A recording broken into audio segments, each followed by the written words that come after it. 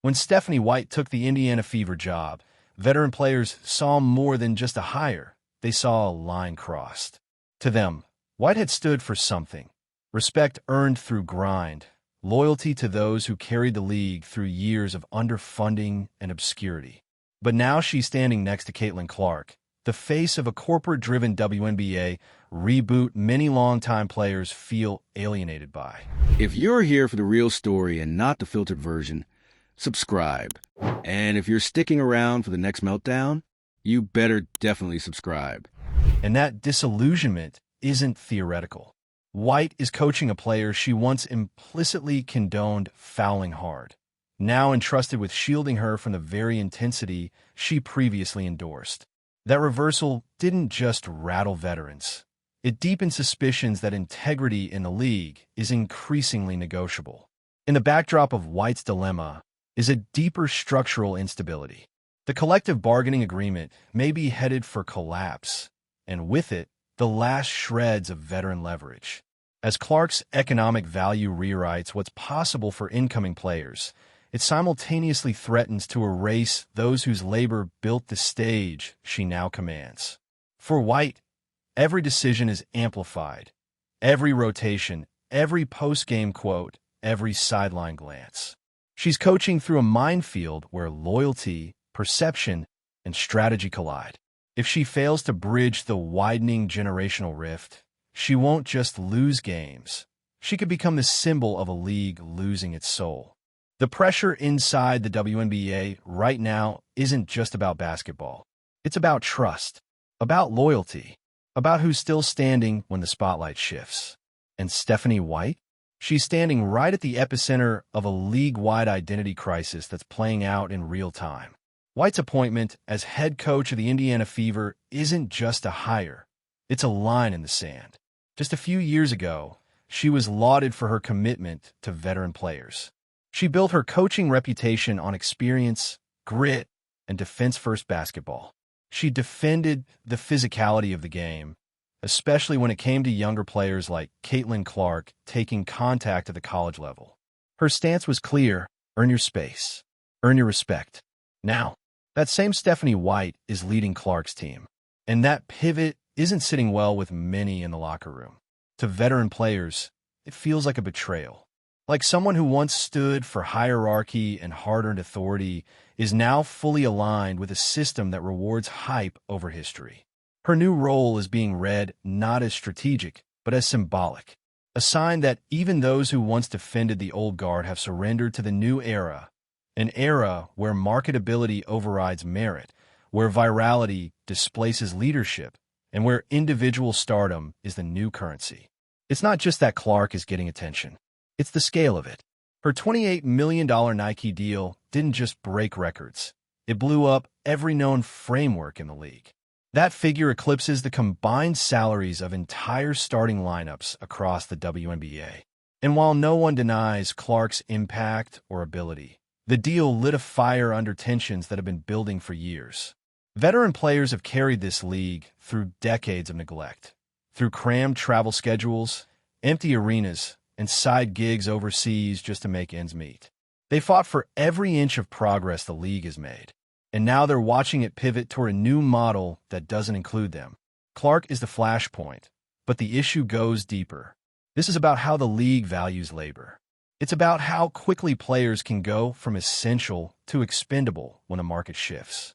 And as the WNBPA moves to opt out of the current collective bargaining agreement, the fault lines are cracking open for all to see. The opt-out isn't just a financial move. It's a protest, a bargaining tool wrapped in a message. We see the money, we see the numbers, and we're not going to settle for scraps anymore. But it's also laced with fear, because the very commercial momentum the union wants to leverage is also the reason so many veterans are worried. With rising salary caps, there's a strong incentive for teams to cut seasoned contracts in favor of younger, cheaper talent, especially when those rookies come with built-in endorsement power. The result? A looming veteran purge that threatens to gut the league's institutional memory. The culture, the mentorship, the unwritten norms that keep the locker rooms functioning. Those are at risk of disappearing overnight. And this isn't hypothetical. It's already being felt. Players who once anchored franchises are being quietly shuffled out. Mid-career veterans, once the backbone of the league, are finding themselves unsigned, undervalued, and suddenly irrelevant in a league they helped build. Stephanie White, whether she likes it or not, is now the face of this transition. Every decision she makes, who starts, who sits, how minutes are distributed, is being watched as a statement. Not just by fans, but by other players, coaches, execs, and media. Her press conferences aren't just post-game breakdowns. They're case studies in intergenerational diplomacy. Her sideline demeanor is being read like a litmus test for how much the league really values continuity. And the truth is, she's being asked to do the impossible. She has to protect a rookie who has been anointed the face of the league before she's even played a WNBA minute. She has to maintain the trust of veterans who see that same rookie as the end of their era. She has to project calm under scrutiny so intense that even a timeout call becomes fuel for think pieces. And that's just the public part. Behind the scenes, she's managing real emotions, resentment, anxiety, exhaustion. Because no matter how polished the PR line is, this season isn't about development. It's about survival. And not just for the Fever, but for the entire league model. If this team succeeds, it sets the tone. It sends a message that the Clark-centric strategy is working, that you can build around viral star power without tearing down the house. That legacy and leverage can coexist. But if they stumble, if the Fever struggle, if tension boils over, it's not just a failed season. It becomes an indictment of everything the league's been banking on. And the damage? That won't be confined to one team. That's the kind of fallout that hits across franchises, bargaining tables, sponsorship deals, and union meetings. The danger isn't just financial instability. It's a full-blown legitimacy crisis. A scenario where veteran players feel abandoned, younger players feel manipulated, and coaches like White are stuck performing leadership in a space where real trust no longer exists. That's the risk when the league's founding ethos, "We rise together," starts to erode. For years, that motto meant something. It captured the collective sacrifice, the sisterhood, the belief that progress had to be mutual. But now, the league is pivoting to a new paradigm, one that centers individual brands, monetizes personalities, and leans into star-driven marketing. The result? A growing divide between those whose value is measured in commercials and jersey sales, and those whose value lies in locker room leadership, quiet consistency, and long-term culture building. And if that gap continues to grow without a meaningful bridge, the WNBA runs the risk of becoming a league with no middle class. Just rookies and stars, hype and burnouts, boom and bust. This is why the upcoming season is more than just games. It's a stress test. Every move, on and off the court, is going to serve as a referendum on what the WNBA is becoming. Not what it says it wants to be, but what it actually is when the stakes are this high.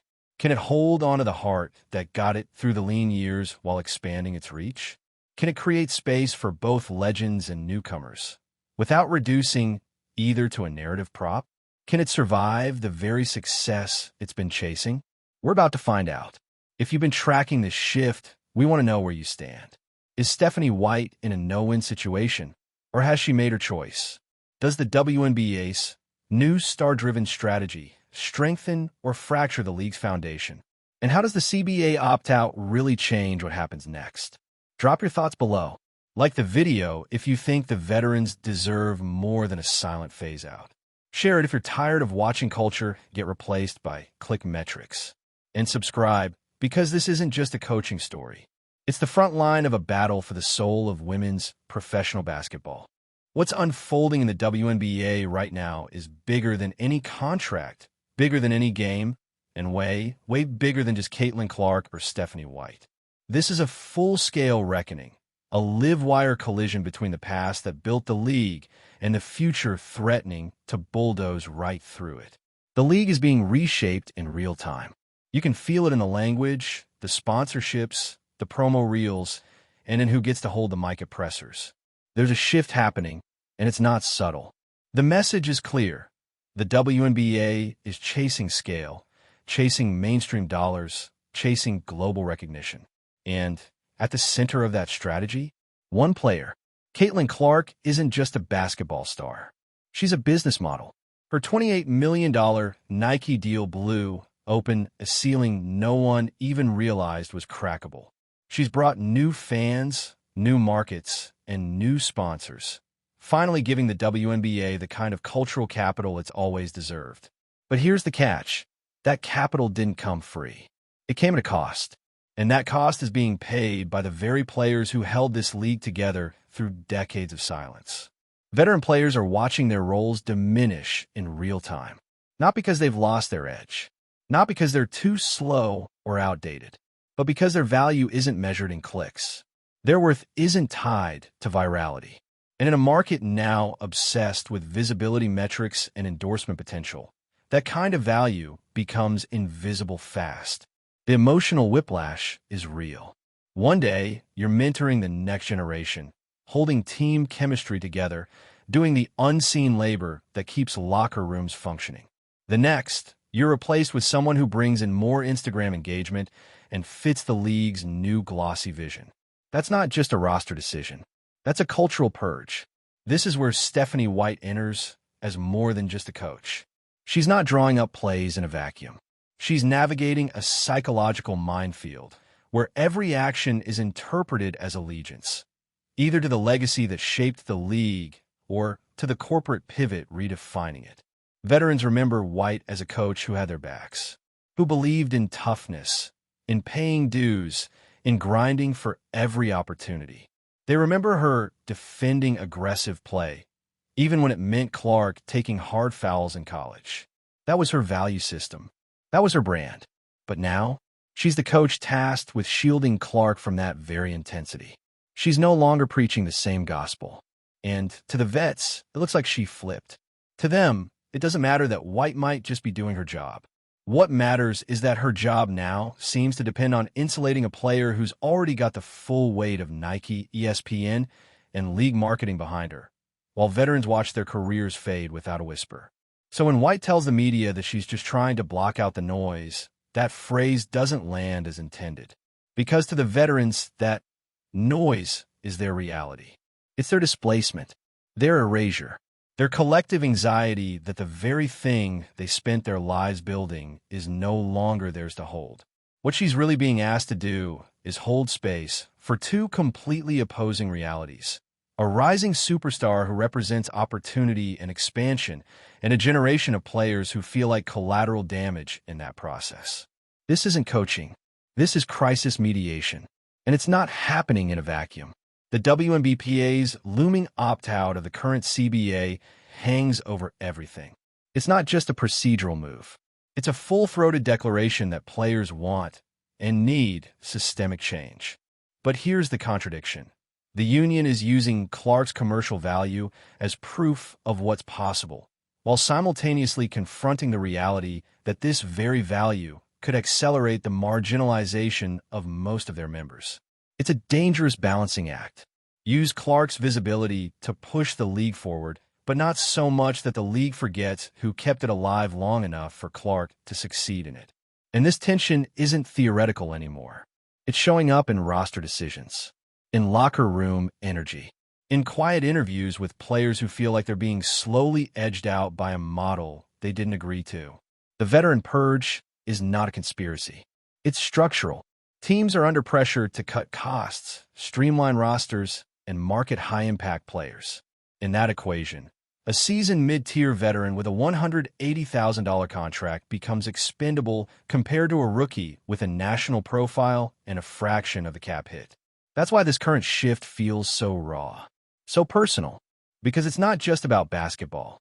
It's about legacy, about fairness, about who gets written into the next chapter of the WNBA and who gets footnoted. For years, the league has talked about honoring its roots, about building something sustainable, inclusive, and player-led. But the current playbook feels more like a pivot to commodification. Players as brands, games as content, teams as marketing engines. And if there's no intentional work done to preserve mentorship structures, veteran pipelines, and internal culture, the league will lose more than just faces. It'll lose its soul. Because the WNBA has always been more than just a league. It's been a movement, a sisterhood, a counter-narrative to the boys' club of sport culture. And if that foundation is sacrificed for short-term ROI, the damage won't show up immediately in ratings.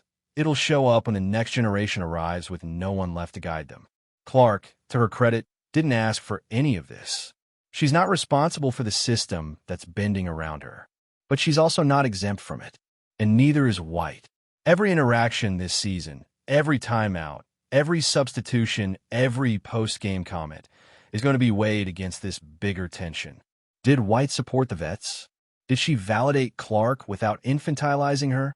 Did she acknowledge the pressure without reinforcing the divide? There is no room for neutrality anymore. Every decision becomes a message. And that's what makes this season unlike anything the WNBA has ever faced. This isn't about one team getting better or one player breaking out. This is about whether the league can scale without severing its foundation. Can it retain its values while chasing visibility? Can it grow its bank account without shrinking its heart? Because if it can't, then this moment, this high-profile, high-stakes, record-breaking era, could also be the moment it all starts to unravel. Not in ratings, not in headlines, but in meaning. And that's what's really at stake. There's a difference between growth and rupture, and the WNBA is dancing on that line right now. For the first time in its history, the league has what it always wanted: attention. But it came fast, it came loud, and it came with a new face. Caitlin Clark isn't just changing the way people look at women's basketball. She's changing what the league is even about. And that shift, it's hitting everyone who came before her like a freight train. When you see veterans, players who sacrificed everything, who held the league together when no one was watching, now scrambling to hold on to roster spots or getting edged out by branding metrics, something breaks. Not just inside the team, but inside the entire league ecosystem. These aren't just growing pains. They're fault lines. And Stephanie White is standing right on top of them. When White accepted the head coaching job for the Indiana Fever, it didn't feel like a comeback. It felt like a contradiction. Her entire coaching identity, her credibility, was built on championing veterans, defending their role, and preaching the value of earned respect. Now, she's guiding the rookie who represents everything that threatens that old structure. Veteran players haven't forgotten her comments, defending aggressive defense against Clark in college. Those words didn't just echo, they carved a line in the sand. So when she now steps into a role that looks like she's shielding that same player from the league's growing resentment, veterans see it as hypocrisy. Like she switched jerseys mid-game and hoped no one would notice. And White knows this. You can see it in how carefully she speaks now. In every interview, every press conference, there's that coded language, blocking out the noise, focusing on the team, staying unified. It's the tone of someone walking through a room full of live wires, knowing that one misstep sparks something bigger than basketball. Because let's be clear, this tension isn't going to stay contained in Indiana. Every team is watching. Every player, every union member, every exec. The CBA opt-out is looming not because players are greedy or reactionary, but because they know what's coming. They see a league shifting toward star-centric economics. They see the math. Teams that used to rely on a stable veteran presence are now facing salary cap trade-offs.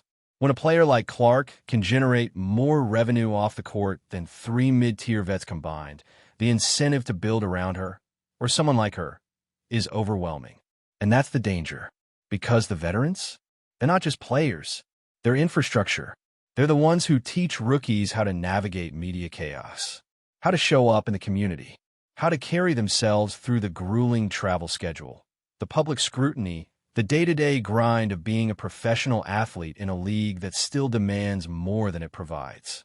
Cutting them to chase short-term exposure isn't just bad optics, it's bad architecture. It removes the scaffolding holding the league together. But that's the thing about invisible labor. It doesn't trend. It doesn't sell jerseys. And it doesn't show up in endorsement deals. So when that labor starts getting discarded, players notice. And they don't forget. This is why the phrase veteran purge keeps coming up. It's not paranoia. It's pattern recognition. It's veterans realizing they might be the bridge the league is willing to burn in order to build something flashier, faster, newer. And who's responsible for holding all that tension together in Indiana? Stephanie White. Every team meeting, every timeout, every lineup decision becomes a balancing act between maintaining veteran dignity and protecting rookie superstardom. And the pressure is relentless. Because on the one hand, White has to foster Clark's growth. She has to protect her confidence, manage expectations, and help her adjust to a league filled with players who still feel like they've been disrespected by her rise. That alone is a full-time job. But on the other hand, she can't alienate the players who've kept the league alive. She can't afford to lose the locker room. Because if those veterans check out, if they feel discarded, sidelined, or betrayed, the season implodes from the inside. And let's not forget, every camera is pointed at this team. Every game the Fever play isn't just a contest. It's a referendum. Did they win? That validates the Clark-centric model. Did they lose? Suddenly, it's proof that the league overinvested in one player and fractured everything that made it work. That kind of pressure warps everything. Even Clark, who's done nothing wrong, is carrying more weight than any rookie should. She's not just expected to be great. She's expected to save the league, to carry its cultural momentum, to prove that this whole model is worth it. And that's why this isn't a feel-good transition story. It's a high-stakes transformation with no clear blueprint. The WNBA has always prided itself on being different, on valuing solidarity, on centering community. But what happens when that identity gets compromised by its own success? When players become brands and coaches become public relations managers, what's left of the foundation? That's the crossroads the league stands at right now. If this moment is handled right, it could set a precedent for balancing legacy and innovation. But if it's fumbled, if the veteran core is tossed aside without care, if young stars are pushed too fast, if leadership pretends that everything's fine when it clearly isn't, it could create a rift too deep to repair. This upcoming season isn't just a season. It's a stress test for the WNBA's soul. Will it protect its culture while embracing commercial success? Will it honor its past while building its future? Or will it chase spectacle and leave its heart behind? Let us know where you stand. Is the WNBA changing for the better, or forgetting who built it? Is Stephanie White being asked to manage the unmanageable, or has she already chosen her side? Drop your thoughts in the comments. Like the video if you think veterans deserve a seat at the table. Share it with someone who's following this season closely. And subscribe. We're not done. Not even close. This story is still unfolding, and we'll be here tracking every shift, every silence, every power play.